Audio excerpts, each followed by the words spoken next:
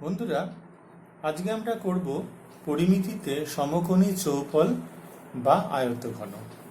আয়তঘন বা সমকোণী চৌপল সম্বন্ধে তোমরা ছোটবেলায় শিখেছো বা জেনেছো, যেমন ইট, যেমন বাড়ি, বই, এই সমস্তই হচ্ছে আমাদের সমকোণী চৌপল বা আয়তঘনের উদাহরণ।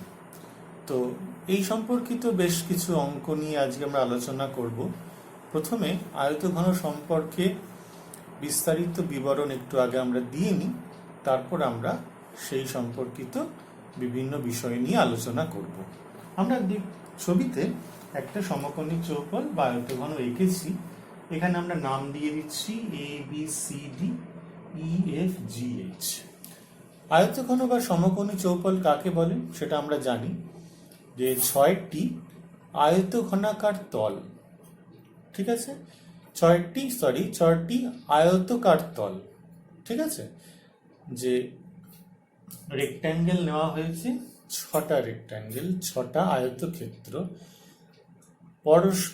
পরস্পরের সাথে লম্বভাবে অবস্থিত। তাহলে 6টি আয়তকার তল পরস্পরের সাথে লম্বভাবে অবস্থিত হয়ে যে ঘনবস্তুটি উৎপন্ন করে সেটি হচ্ছে আমাদের আয়তঘন, ঠিক আছে। তো আমরা যদি ঘরের দেখি বাড়িতে, তো পাশাপাশি দুটো দেওয়াল, মেঝে, এগুলো সমস্তগুলো সবই কিন্তু আয়তক্ষেত্র, এবং সেগুলো দেখো প্রত্যেকের সঙ্গে প্রত্যেকে লম্বভাবে অবস্থিত। মানে একটা দেয়াল তার পাশের দেয়ালের সাথে লম্বভাবে অবস্থিত, মেঝে আবার তার পাশের দেয়ালের সাথে লম্বভাবে অবস্থিত, একইভাবে ছাদ তার পাশের যে দেওয়াল পাচ্ছে তার সাথে লম্বভাবে অবস্থিত। তো এই হয়েছে আমাদের ছবি। ABCDEFGH হচ্ছে আমাদের আয়তঘন বা সমকোণী চৌপল। এখানে 6টা তল কারা কারা? 6টা তল, 6টা আয়তক্ষেত্র ABCD, এখান থেকে নিয়ে নেব EFGH। ভালো করে দেখো, ABCD এবং EFGH এই দুটো তল পরস্পর বিপরীতে অবস্থিত এবং এদের কিন্তু ক্ষেত্রফল সমান। আচ্ছা, আমি তার তলায় লিখছি এইটা ABFE, এই আয়তক্ষেত্রটা তার উল্টো দিকে লিখছি আমরা DCGH। এই দুটো তলও কিন্তু পরস্পর বিপরীত তল, ঠিক আছে, এই দুটো আয়তক্ষেত্র। আর কি রইল? বাকি রইল হচ্ছে আমাদের এই মেঝে BCGF, এই মেঝে। আর ছাদ নিশ্চয়ই বুঝতে পারছি ADHE। তো এই হয়ে গেল আমাদের 6টা তল। খুব সহজ, তোমরা সবাই জানো এই বিষয়, নতুন করে কিছু বলবার নেই। তো এই 6টা তল আয়তক্ষেত্র, এই আয়তক্ষেত্রগুলো নিয়ে আমাদের সমকোণী চৌপল তৈরি হয়েছে। এবার চলে আসি, এই সমকোণী চৌপলের 6টা তো তল বুঝলাম, এবার 6টা ধার বা এজ কাকে বলে? এজ মানে হচ্ছে দুটি তল পরস্পর যেখানে মিলিত হয়, ঠিক আছে। এখানে ধরো এই যে তলটা ABCD তল, সেটা BCGF এই ভূমির সাথে কোথায় মিলিত হয়েছে? BC। তাহলে এইটা একটা এজ বা ধার আমরা বলতে পারি। আবার এই দিকের যে তলটা যদি আমরা নিই CGHD, এই তলটা আবার ABCD এই তলের সাথে কোথায় মিলিত হচ্ছে? CD বিন্দুতে মিলিত হচ্ছে। তাহলে এটাও একটা এজ। তাহলে এখানে আমরা কটা এজ পেতে পারি বা ধার পেতে পারি সেটা ভালো করে খেয়াল করতে হবে।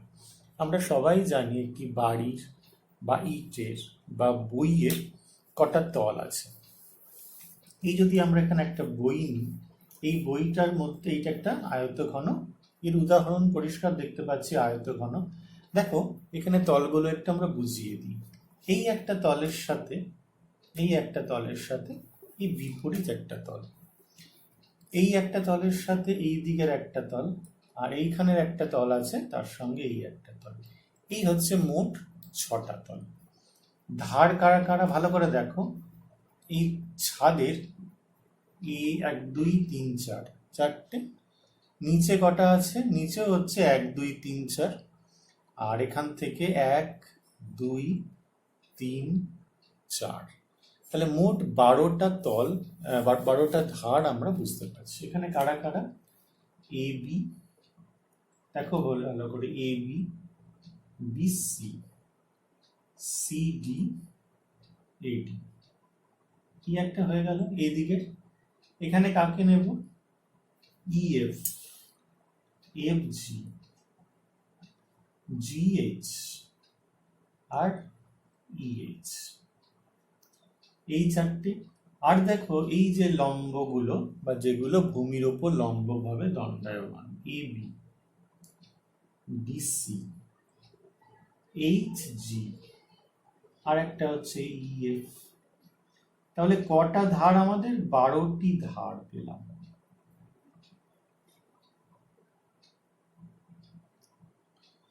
ঠিক আছে, 12টি ধার।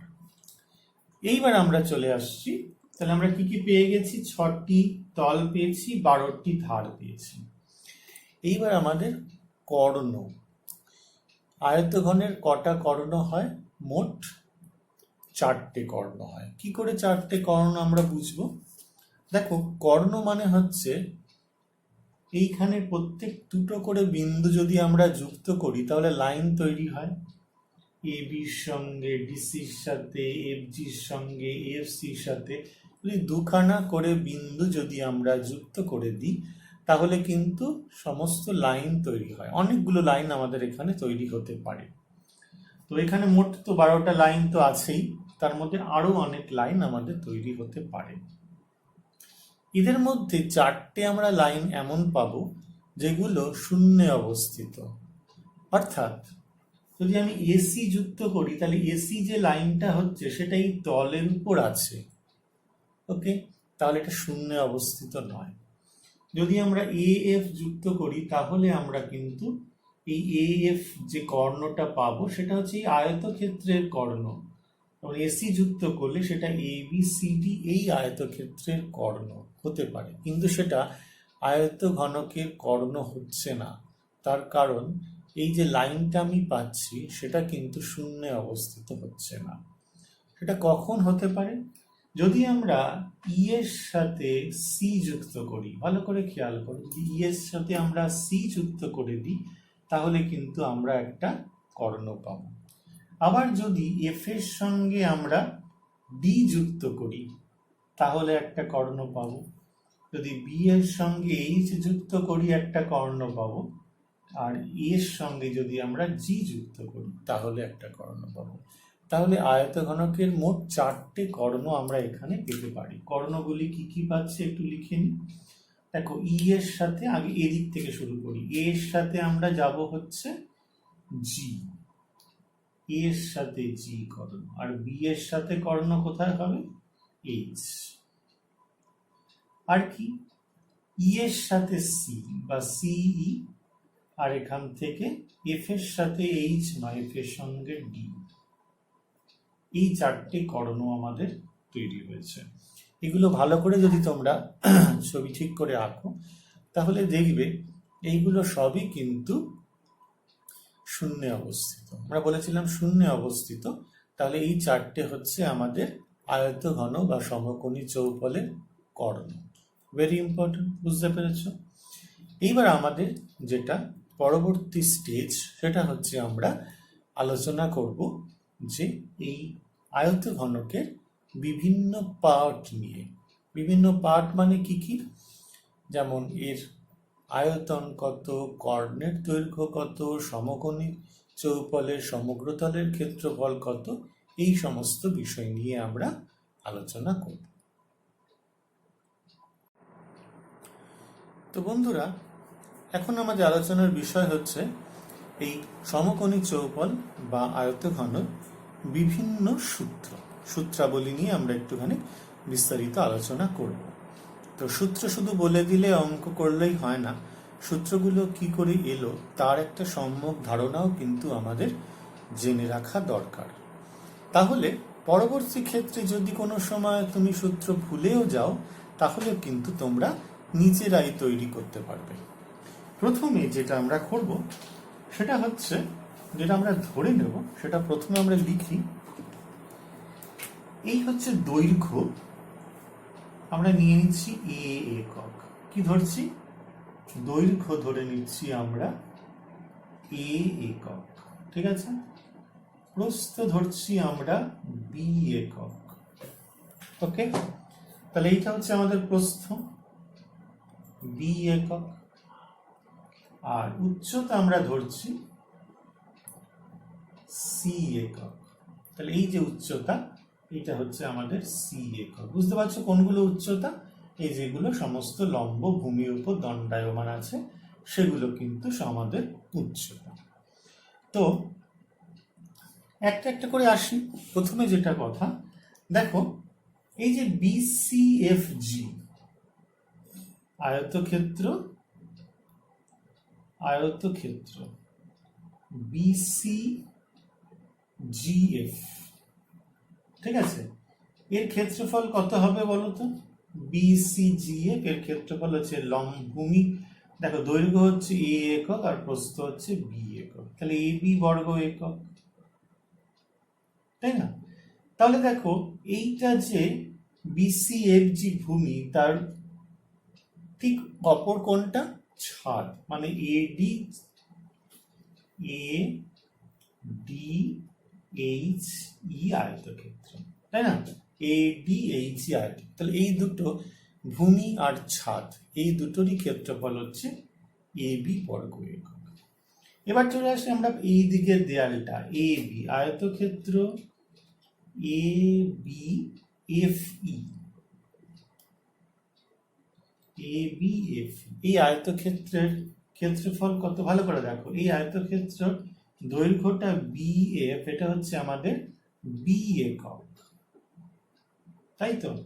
এই উল্টো দিকে বি একক, এটা একটা আয়তক্ষেত্র, এটা বি একক হলে এইটাও বি একক। আর প্রস্থ হচ্ছে এইটা সি একক, তাহলে এটা হচ্ছে বিসি বর্গ একক। দেখো এই এ বি এফ ই, এই আয়তক্ষেত্রের সাথে ডিসিজিএফ, ডিসিজিএফ এই আয়তক্ষেত্রের ক্ষেত্রফল সমান। আচ্ছা, চলে আসছি আমাদের এ বি সি ডি আয়তক্ষেত্র, এ বি সি ডি। এই দিকের দেওয়ালটা, আমার সামনের দিকের দেওয়ালটা, এই দেওয়ালের দৈর্ঘ্য হচ্ছে এ একক, প্রস্থ হচ্ছে এইটা সি একক, তাহলে এসি বর্গ একক। এর পিছনের দেওয়ালটাকে ইএফজিএইচ, ঠিক আছে। তো আরেকবার একটু বলে দেওয়া যাক বিষয়টা কি। এই যে দেয়ালটা, এটা যদি আমাদের দৈর্ঘ্য এ একক, প্রস্থ বি একক, উচ্চতা সি একক হয়, তাহলে এই ভূমিটা কত হয়ে যাচ্ছে আমাদের? এ বি বর্গ একক, ছাদটাও এ বি বর্গ একক, তাহলে 2ab বর্গ একক। এটার দৈর্ঘ্য এ, এই যে আয়তক্ষেত্রটা, সেটার প্রস্থ হচ্ছে সি, তার কারণ সি হচ্ছে এটার উচ্চতা হয়ে গেছে আয়তঘনকের, এটা এসসি, তাহলে উল্টো দিকেরটাও এসসি, তাহলে 2SC হয়ে গেল।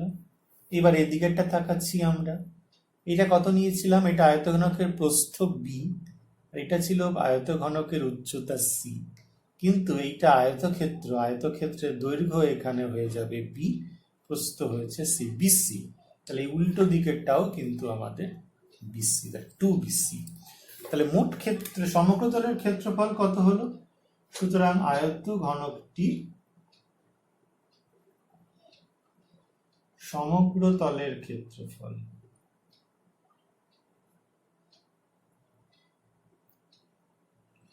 কত হয়ে যাবে? এখানে 2ab plus 2BC plus 2SC বর্গ একক, অর্থাৎ 2 into AB plus BC plus AC বর্গ একক, 2 into AB plus BC plus AC বর্গ একক। তাহলে সমগ্রতলের ক্ষেত্রফলের সূত্রটা কি দাঁড়ালো? সুতরাং সমগ্র তলের ক্ষেত্রফল, সূত্রটা আমরা কি লিখব? 2 ইন্টু এবি মানে কি, দৈর্ঘ্য ইন্টু প্রস্থ, প্লাস বিসি প্রস্থ ইন্টু উচ্চতা, আর সিএ তার মানে কত হচ্ছে, উচ্চতা ইন্টু দৈর্ঘ্য। এইটা হচ্ছে আমাদের সমগ্রতলের ক্ষেত্রফলের সূত্র, 2 into AB plus BC plus CA. এইটা হয়ে গেল। নেক্সট এবার আসবো আমরা কর্ণের দৈর্ঘ্যের ক্ষেত্রে আসবো। আমরা কর্ণের দৈর্ঘ্য বের করার চেষ্টা করব। আয়তঘনকের 4টে কর্ণ হয় আমরা বলেছি, তাহলে এর মধ্যে আমরা দেখো এই কর্ণটা টেনে নিচ্ছি, সিই কর্ণ টেনে দিলাম। ঠিক আছে, তাহলে আমাদের আরেকটু অঙ্কন করতে হবে। এই সিএ কর্ণ টানা হয়েছে আমাদের, তার সঙ্গে এই এফসি এটা আমরা যুক্ত করে দিলাম। এবার একটুখানি খেয়াল করতে হবে যে সিটা কর্ণ, এনে কোনো সন্দেহ নেই, শূন্যে অবস্থিত আছে, কিন্তু সিএফটা কিন্তু এই আয়তঘনকের কর্ণ নয়, সেটা কার কর্ণ, বিসিজিএফ এই আয়তক্ষেত্রের কর্ণ। তাহলে সুতরাং সিএফ এর দৈর্ঘ্য কত হবে, কোন আয়তক্ষেত্রের কর্ণ, বিসিজিএফ এই আয়তক্ষেত্রের কর্ণ। তাহলে বিসিএফ এর দৈর্ঘ্য হচ্ছে কত হবে, কর্ণের সূত্র √12 দৈর্ঘ্য স্কোয়ার প্লাস প্রস্থ স্কোয়ারের দৈর্ঘ্য হচ্ছে এ স্কোয়ার, আর এটা হচ্ছে বি স্কোয়ার বর্গ একক। এ নিয়ে কোনো সন্দেহ নেই। আয়তক্ষেত্রের কর্ণের দৈর্ঘ্য সূত্র হচ্ছে √12 দৈর্ঘ্য স্কোয়ার প্লাস প্রস্থ স্কোয়ার, সবাই আমরা জানি। তাহলে এই যে বিসিজিএফ আয়তক্ষেত্রটা আছে তার দৈর্ঘ্য এ একক, প্রস্থ বি একক। এইবার দেখো এইটা কিন্তু 90 ডিগ্রি কোণ, তাই না? ত্রিভুজ এফ ইএফসি এর অ্যাঙ্গেল ইএফসি এটা হচ্ছে 90 ডিগ্রি। ঠিক আছে, যদি তোমাদের এই বইটা নিয়ে আমি আলাদা আলোচনা করি, দেখো এখান থেকে কি করে বোঝাবো, দেখো যে এইখান থেকে যদি আমরা এই নিচ থেকে এখানে কর্ণটা টানি, এটার সঙ্গে এইটা ভূমির যে কর্ণ সেটাই লাইনটার উপরে লম্বভাবে অবস্থিত হয়। তোমরা তোমাদের যে ঘরের যে কোণা আছে সেই কোণাটা একটু খেয়াল করো, কোণার থেকে আর যে বেজে, ঠিক আছে, এটা খেয়াল করো। এটা হচ্ছে আমাদের উচ্চতা, ঘরের কোণা উচ্চতা, আর এইটার সঙ্গে তোমাদের উল্টো দিকের যে পয়েন্টটা রয়েছে সেটার সঙ্গে যুক্ত করো, তাহলে ইএফসি এই কোণটা দেখবে 90 ডিগ্রি হবে। ঠিক আছে, তো ঘর দেখো ভালো করে, ঘরের কোণাটা দেখো, বুঝতে সুবিধা হবে এই ছবি থেকে। 3D ছবি তো একটু আমাদের বোর্ডে এঁকে বোঝাতে একটু অসুবিধা হয়, একটু রিয়েলাইজ করতে হবে বাস্তবের সাথে। তো ঘর হচ্ছে তোমাদের সব থেকে সঠিক উদাহরণ। ঘর দেখলেই তুমি কিন্তু ব্যাপারটা সহজে রিয়েলাইজ করতে পারবে। তাহলে এইটা আমরা কত পেয়ে গেছিলাম, √12 স্কোয়ার প্লাস বি স্কোয়ার। ওকে, তাহলে দেখো এই যে ত্রিভুজটা ইএফসি এটা একটা সমকোণী ত্রিভুজ, তাহলে এটা কি হবে, অতিভুজ। সুতরাং অতিভুজ ইসি কিরকম হয়, অতিভুজ হচ্ছে √12 কি করে হবে, এখান থেকে EF square plus FC square. কেন এটা হলো, কারণ আমরা জানি সমকোণী ত্রিভুজের অতিভুজের বর্গ দৈর্ঘ্যের বর্গ, এটা কার সাথে সমান হয়, সমকোণ সংলগ্ন যে দুটো বাহু তার দৈর্ঘ্যের বর্গের সমষ্টির সাথে সমান হয়। তাহলে FC square is equal two EF square plus FC square, তাহলে এফসি হয়ে যাবে √12 ইএফ স্কোয়ার প্লাস। আমরা আরেকটু পরিষ্কার করে লিখি, তাহলে এখান থেকে আমরা কি পাবো, যে পিথাগোরাসের উপপাদ্য থেকে পাই EC square is equal to হচ্ছে EF square plus FC square. আমি তোমরা সহজেই বুঝতে পারছো বলে এটা আমি আর লিখিনি, তবু আবার লিখলাম যদি বুঝতে অসুবিধা হয়। এবার দেখো ইএফ এটা মানে আমরা জানি উচ্চতা সি, সি স্কোয়ার, আর এফসি কত পেয়েছি, আগেই আমরা এফসি পেয়েছি A square plus B square একক। তাহলে এফসি স্কোয়ার কত হবে, A square plus B square একক। অল্টারনেট আমরা পেয়ে যাচ্ছি আমরা A square plus B square plus C square একক। ঠিক আছে, সুতরাং দেখো কর্ণ পেয়ে যাচ্ছি √12 এ স্কোয়ার মানে কি, দৈর্ঘ্য স্কোয়ার প্লাস প্রস্থ স্কোয়ার প্লাস উচ্চতা স্কোয়ার। এটাই হচ্ছে আমাদের আয়তঘনকের কর্ণের দৈর্ঘ্যের সূত্র, √12 দৈর্ঘ্য স্কোয়ার প্লাস প্রস্থ স্কোয়ার প্লাস উচ্চতা স্কোয়ার। তো শেষে যেটা আমাদের পড়ে রয়েছে সেটা হচ্ছে আমাদের এই আয়তঘনকের আয়তন। আয়তঘনকের আয়তনের সূত্র সবসময় মনে রাখবে, ভূমির ক্ষেত্রফল ইনটু উচ্চতা।